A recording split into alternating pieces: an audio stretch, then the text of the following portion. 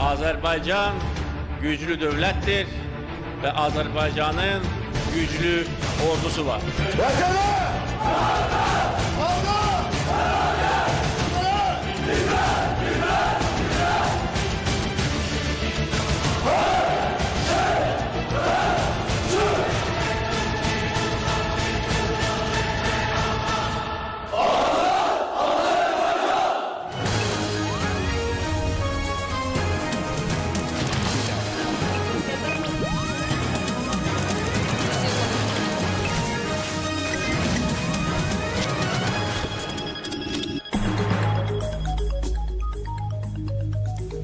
Salam, hər vaxtınız xeyir olsun əziz tamaşaçılar. Azad Azərbaycanda ATV xəbərin 18 buraxılışı efirdədir. Studiyada Əsmər Nəcməddin qızıdır. Prezident İlham Əliyev BMT-nin Sivilizasiyalar Alyansı üzrə ali nümayəndəsi Nasir Abdulaziz Al-Nasiri qəbul edib. Nasir Abdulaziz Al-Nasir qeyd edib ki, dünya çətin bir dövrü yaşayır. Biz digər ölkələrlə müqayisədə Azərbaycana baxanda burada Prezident İlham Əliyev sizin rəhbərliyinizlə sabitliyin və təhlükəsizliyin yüksək səviyyədə təmin olunduğunu görürük. Dünyada sizin kimi liderlərə böyük ehtiyac var. Biz bunu yüksək qiymətləndiririk. Statın sonu. Prezident İlham Əliyev Azərbaycan ilə BMT arasında uğurlu əməkdaşlığın bundan sonra da davam etdiriləcəyinə əminliyini bildirib.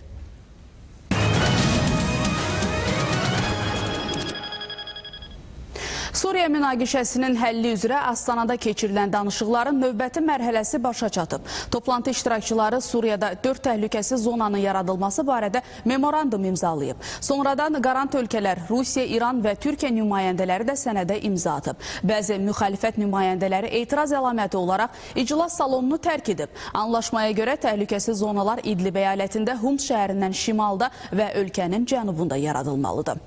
Venezuelada hökumət əleyhinə aksiyalar pik həddə çatıb. Paytaxt Karakasda hökumət əleyhinə təşkil olunan nümayişlər növbəti dəfə ixtişaşlarla nəticələnib. Polis əməkdaşlarının aksiyaya müdaxiləsindən qəzəblənən narazı kütlə onlara içərisi yanacaq dolu şüşə qablar və küt alətlər atıb.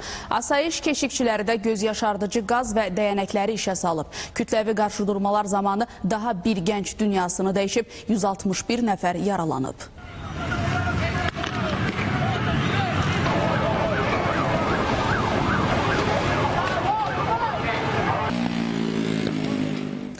Artıq dünyanın bir çox ölkələrində yaşayan milliyyətcə erməni alimlər də Ermənistanın mövcud durumunu ölkənin məhvə doğru apardığını deyirlər. Bunlardan biri də Amerika Birləşmiş Ştatlarında yaşayan erməni əsilli dünyanın güclü iqtisadçılarından hesab edilən Darın Acemoğludur. Korrupsiya və onun üzərində, yəni hökumət korrupsiyona görə getməlidir ki, cəmiyyət bağlıdır və cəmiyyəti də bağlayır ki, korrupsiya geçsin. Yəni belə bir həlqəvi model düzəldir. İkinci variant, millətçiliyi göstərir. Yəni, erməni olasan, erməni haqqında belə söz desən, bir var, ümumi fikir bildirəsən, bir də var, erməni mentalitetinə dair fikir bildirəsən. Bu, erməni mentalitetinə dair fikir bildirdi Darın Acemoğlu. ATV xəbərə baxırsınız. Qafqaz Müsəlmanları İdarəsinin açıqladığı təqvimə görə bu il Ramazan ayı mayın 27-sində başlayacaq. Müqəddəs ayın Qədir gecəsi iyunun 13-də, 15-də, 17-sində və 21-də olacaq. Ramazan bayramı isə iyunun 26-sında qeyd olunacaq. Yaz və payız aylarında xroniki sağalmaz xəstəliyi olan bronxit asma üçün münbit şərait yaranır. Təqribən ölkə əhalisinin 8%-i bu xəstəlikdən əziyyət çəkir. Azərbaycanda bu xəstəliyə yoluxanların sayının getdikcə artmasına səbəb ekologiyanın pozulması və mənzillərdə nəmişliyin yaranmasıdır. Bu cümlə Azərbaycanda bronxal asma xəstəliyinin əmələ gəlməsinə mühüm əhəmiyyət kəsb edən faktor məişət gənələridir. Bu gənələr xırda, mikroskopik, görülməyən gənələrdir. Nəm şəraitdə yaşayan, birinci mərtəbə, zirzəmidə, yataqxanada, basırıq çox əşyalar yığılan evlərdə bu xəstəliyin əmələ gəlməsi üçün şərait ilk növbədə yaranmış olur. O cümlədən Azərbaycan zonalarına baxın. Ən çox xəstəliyin yayıldığı zonalar Lənkəran Astara zonasıdır. Ölkəmizə gələcək turistlərin çoxluğu bu il dəniz mövsümünün tez başlamasına səbəb olacaq. Bu məqsədlə mayın 15-dən etibarən Respublika Gigiyena və Epidemiologiya Mərkəzi çimərliklərdə monitorinqlərə başlayacaq. Bizim apardığımız tədqiqatlar, bakterioloji tədqiqatlar olduğuna görə burada bağırsaq çöpləri məsələsi deməli önə çəkilir və bunun analizi tədqiqatlar aparılır. Hansı ərazilərdə ki, bu çöplər aşkarlanmır, hansı ərazilərdə ki, ümumiyyətlə tam sağlamlaşdırıcı işlər, tədbirlər həyata keçirilib və dəniz suyu normala cavab verirsə, həmin ərazilərdə əlbəttə vətəndaşlarımız, eyni zamanda xarici qonaqlar, turistlər, yəni buradan istifadə edə bilərlər. Tovuzda 81 fermerə 3 kiloqram 420 qram barama qurdu paylanıb.